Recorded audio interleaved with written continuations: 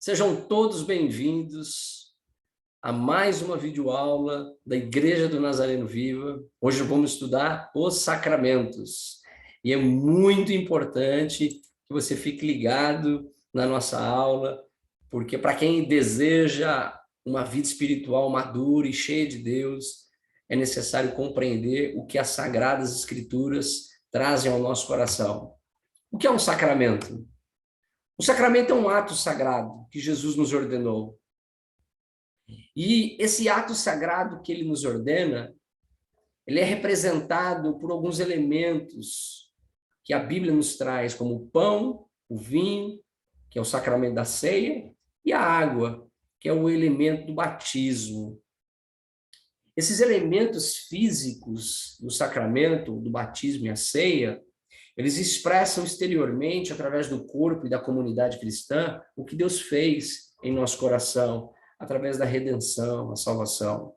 Os sacramentos são sinais visíveis da graça interior. Ou seja, todo cristão, todo crente que teve uma experiência de salvação, teve seu coração perdoado em Jesus, ali ele desenvolve uma expressão externa de gratidão, desse ato salvífico operado pela graça de Deus. Então, os sacramentos são sinais visíveis de uma graça que aconteceu em nosso coração por meio do sangue de Jesus Cristo. Eles nos são dados por Cristo e confiados à igreja como meios eficazes da graça para ambos os nossos sentidos, espiritual e físico. É também meio de graça, da graça, pelos quais recebemos ela por meio do Espírito Santo. O sacramento ele é confiado à igreja, por isso que a igreja, nos textos bíblicos, e por ser uma ordenança dada por Cristo, uma ordenança sagrada e confiada à igreja, a igreja exerce, através dos seus rituais, através da liturgia do culto, através de uma celebração. Nós, por exemplo, no batismo, nós demonstramos fisicamente, através da água, um novo nascimento, uma pessoa que ressurge agora para a vida cristã e abandona uma vida antiga de pecado e morte. A ceia, em memória do Cristo, ela é lembrada e representada no ato do culto público, a vitória de Cristo na cruz, da salvação, da redenção. Mas mais do que isso, o perdão de pecados, a comunhão que o Espírito Santo proporciona à comunidade, e mais, a sua volta, que será iminente um dia. O que queremos dizer quando afirmamos que os sacramentos são meios eficazes da graça?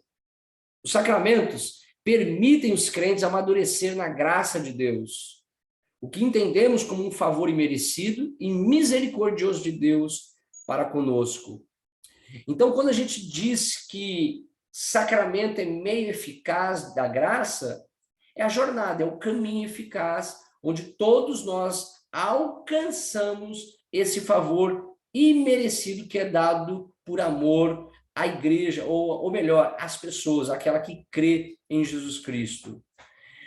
O sacramento, como meio eficaz da graça, é algo que é dado a nós de maneira gloriosa, através do perdão dos nossos pecados. Deixa eu só baixar aqui, irmãos.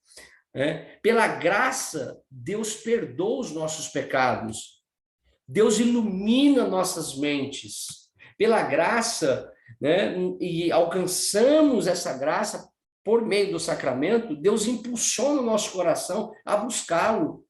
Eu me recordo quando eu batizei, e faz alguns anos, a data do meu batismo foi dia 20 de novembro de 1999, e eu recordo dos detalhes daquele dia, um dia tão especial na minha vida, um dia que eu decidi descer as águas, e daquele dia, 20 de novembro de 1999, eu afirmei no meu coração servir durante toda a minha vida o Senhor Jesus.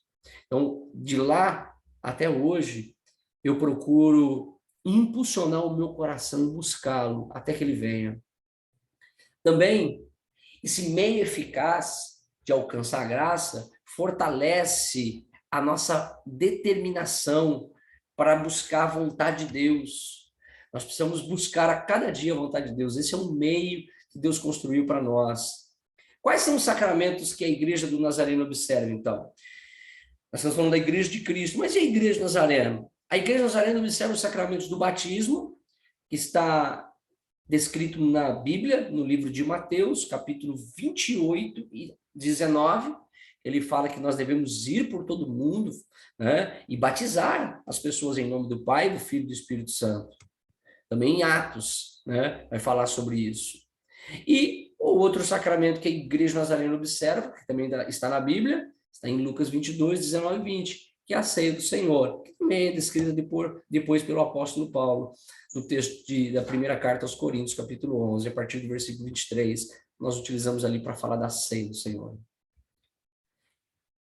Bom, então vamos entender agora de maneira um pouco mais específica o que é o batismo cristão. Há muita dúvida sobre isso. Há pessoas que estão na igreja e às vezes elas não se interessam em batizar porque têm dúvidas acerca do batismo. O batismo cristão é o testemunho da vida nova. É o testemunho público diante da comunidade da fé, do povo de Deus, que a minha vida agora, que está descendo as águas, é uma nova vida em Cristo. Tá? Pois o batismo, e aqui é interessante, nós realizamos o batismo por imersão, aspersão ou derramamento de água. São três modelos que nós podemos se utilizar para o batismo. Todos eles têm o elemento da água. Os três são válidos pela Igreja do Nazareno. E nós batizamos em nome do Pai, do Filho e do Espírito Santo. Pessoas que têm mais debilidade, pessoas que estão acamadas, que estão doentes, podem ser batizadas por aspersão ou derramamento de água na cabeça. Mas, tradicionalmente, a Igreja Nazarena batiza as pessoas, aquelas que creem que Jesus Cristo é o Senhor, que pediram perdão dos seus pecados, que aceitaram a Jesus Cristo, que agora têm certeza da sua salvação.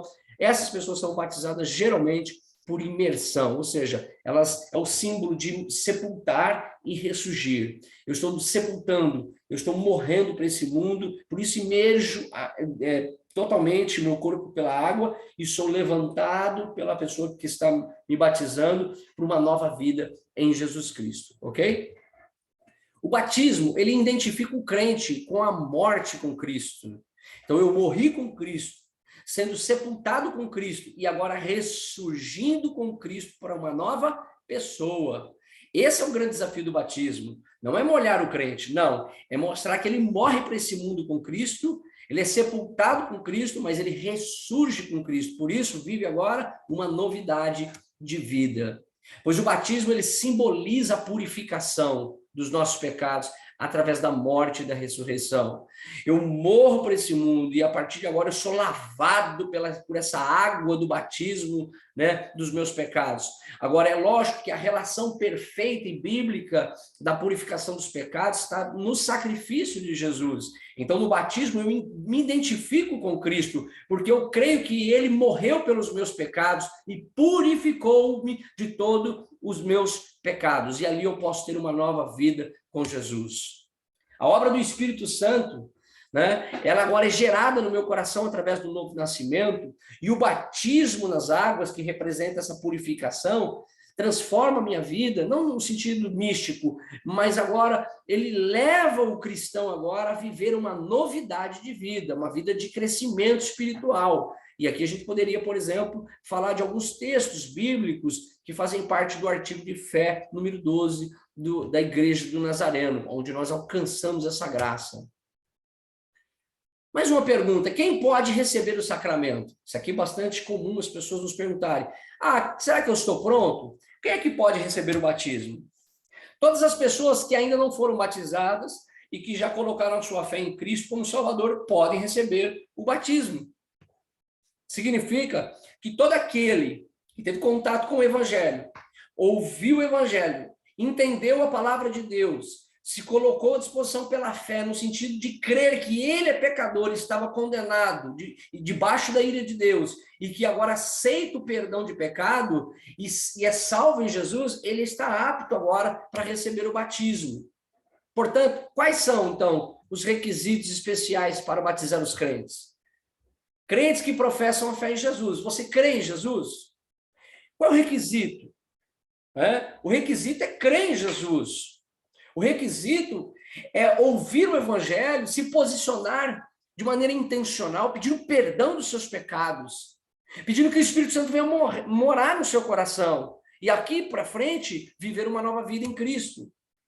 Renunciar a Satanás, arrepender dos nossos pecados, aceitar a Jesus.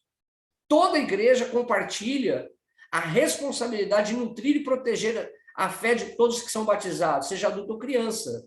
E aqui é interessante, a igreja ela tem a figura de proteger e também de qualificar os crentes para a nova vida em Cristo. Por isso essa videoaula, por isso você está tendo contato agora com essa mensagem, para que você compreenda que a responsabilidade da igreja, através de um pequeno grupo, através de um estudo aqui semanal, através das celebrações, é levar você a uma vida espiritual, é nutrir a sua vida espiritual. A igreja, ela deve servir de jornada para você caminhar junto com outros irmãos e amigos na fé cristã. Portanto, os sacramentos são sinais visíveis da graça interior e espiritual que um dia ocorreu no meu e no seu coração, ok? O segundo sacramento que a Igreja Nazareno crê, recapitulando, primeiro é batismo nas águas. Segundo, ceia do Senhor. Então, o que é a ceia do Senhor? É o sacramento instituído por Jesus para nos nutrir da graça, como uma lembrança, uma memória contínua da sua vida, morte e ressurreição, até que ele venha. Então, a ceia, ela representa a igreja que celebra a vitória de Jesus e que vive a missão de pregar, ensinar e nutrir até a volta de Jesus, mensalmente nutrir essa esperança de que Jesus voltará, e voltará para buscar a sua noiva, buscar a sua igreja. Então, o sacramento que é instituído pelo próprio Jesus na quinta-feira, antes da paixão de Cristo, antes da cruz, né, é ali que ele mostra esse memorial, mostrando aos discípulos que nós agora temos uma nova aliança. Então, a ceia, ela oferece à comunidade da fé, à igreja do Senhor, a oportunidade de experimentar essa nova aliança com Cristo, essa experiência real da presença vívida do Espírito Santo em Cristo, de uma maneira muito especial no corpo de Cristo, que é a igreja do Senhor. Portanto, a ceia do Senhor é uma observância reverente. Haja vista muitos crentes que se tornaram agora enfermos ou permitiram que, pelo modismo de hoje, gospel que é o nosso meio, participar de qualquer forma da mesa do Senhor. O anfitrião da mesa é o Senhor Jesus. Ele instituiu a ceia. Essa é uma ordenança sagrada, mas deve ser observada com reverência. Então, o pão e o vinho, que representam como símbolos o corpo partido e o sangue derramado, precisa ser vivido de maneira no temor do Senhor. Portanto, todos os crentes em Cristo devem participar da ceia do Senhor, de maneira reverente, observando a vitória do Senhor Jesus, ok? Quando nós oferecemos na ceia do Senhor, quando o pão e o vinho nas mãos, quando vamos fazer desse momento, um momento especial do culto, nós oferecemos o quê? Oferecemos a Deus o quê? Gratidão. Gratidão de estar vivendo com Cristo, gratidão pelo perdão de pecado, gratidão pela comunhão da igreja e gratidão porque esperamos ansiosamente o retorno, onde ele buscará a sua igreja. Mais uma pergunta. Quando Jesus instituiu a ceia? Na quinta-feira à noite, antes do sacrifício da sexta-feira da paixão, na noite que foi traído, está lá em 1 Coríntios, capítulo 11, a partir do versículo 23, Jesus teve sua última refeição da Páscoa com seus discípulos e aproveitou o momento para instituir uma nova aliança no meu sangue, derramado em favor de vocês. Essa nova aliança que ele institui no sangue que foi derramado foi definitiva. Então, definitivamente, eu tenho os meus pecados perdoados. E é na ceia que eu lembro que os meus pecados foram perdoados, que pela graça de Deus, ela agiu pelo seu Espírito e alcançou o meu coração de maneira interna. E externamente, diante da igreja, eu adoro a Jesus através dessa aliança que é a ceia do Senhor. Qual pessoa pode participar do sacramento? Qualquer uma pode? Qualquer pessoa pode participar da ceia do Senhor? Essa é outra dúvida recorrente no seio da igreja. Todos os que confiam em Jesus Cristo como seu Salvador, todos os que amam seus irmãos e irmãs em Cristo podem participar da mesa do Senhor. Não é você que atribui punição de ceia. Não é você que diz quem é que vai tomar e quem não vai tomar. Não é o pastor que determina, mas sim o nosso coração. Por isso que Paulo vai dizer na carta aos Coríntios, capítulo 11, a partir do 23 em diante, ele fala assim: examine-se o homem a si mesmo, e assim coma e beba do cálice. Como pão e beba do cálice. Então eu examino o meu coração. Se há algo impuro, se há algo a ser tratado, coloque no altar do Senhor, confesse os seus pecados, peça que o Espírito Santo venha inundar o seu coração de amor e tome da ceia do Senhor. Se você é um discípulo de Jesus, confessa ele como seu Salvador. Isso é especial. Isso é necessário. Nutre sua fé e sua comunhão com Deus. Não permita que Satanás engane o seu coração, deixando você fora da mesa do Senhor. Participe da mesa do Senhor, porque Jesus morreu pelos seus pecados. Você não vai morar no céu, receber a eternidade por causa dos seus atos e dos seus méritos, mas sim por causa dos atos e méritos de Cristo.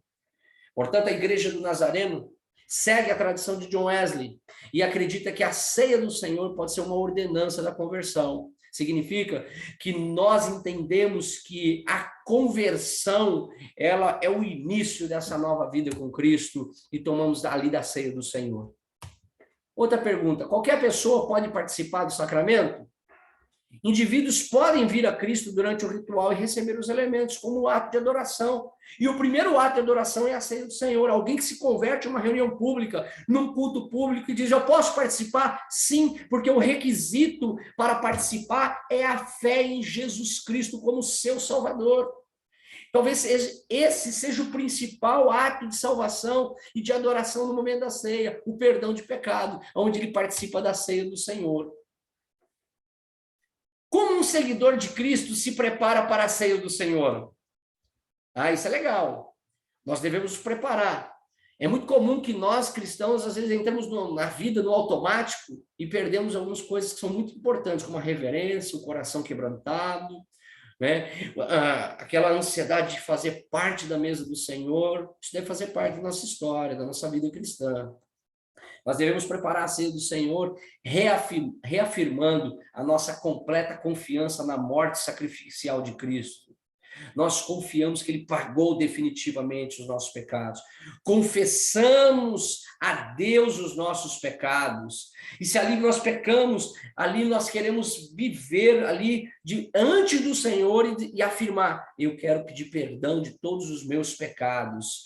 Pecados esses que foram premeditados, pecados de omissão, pecados voluntários e intencionais, nós precisamos ali entregar no altar do Senhor e participar, porque um seguidor de Cristo, ele deve preparar o seu coração para participar da mesa do Senhor. Examine-se o seu coração. Como a ceia do Senhor é um sinal da glória futura? A ceia do Senhor é um tanto um meio de graça como uma bênção celestial. É o meio que eu alcanço a graça, porque eu tenho comunhão através do corpo de Cristo, mas é também uma bênção celestial. Ela nos fortalece na jornada, na peregrinação da vida cristã e cria no nosso coração o desejo pelo banquete celestial, que é o nosso alimento na vida eterna. Lá no céu um dia teremos um banquete, e o Senhor Jesus vai reger esse banquete com todos os crentes de todas as nações, de todos os tempos, onde todos nós celebraremos aquele que é digno, o Cordeiro de Deus, que salvou, que perdoou, que redimiu e que hoje reina para todos sempre. Enquanto hoje, aqui, agora, a ceia do Senhor nos une a Cristo, e ele hoje, Cristo está sentado, Deus nas regiões celestiais, é através do coração quebrantado pelo Espírito Santo que nós alcançamos essa graça pelo Senhor. Eu quero aproveitar esse tempo com você e agradecer pela aula que tivemos junto e que você aproveite e você possa ansiosamente buscar a presença do Senhor na sua vida, em nome do Senhor Jesus. Um grande abraço e até a próxima.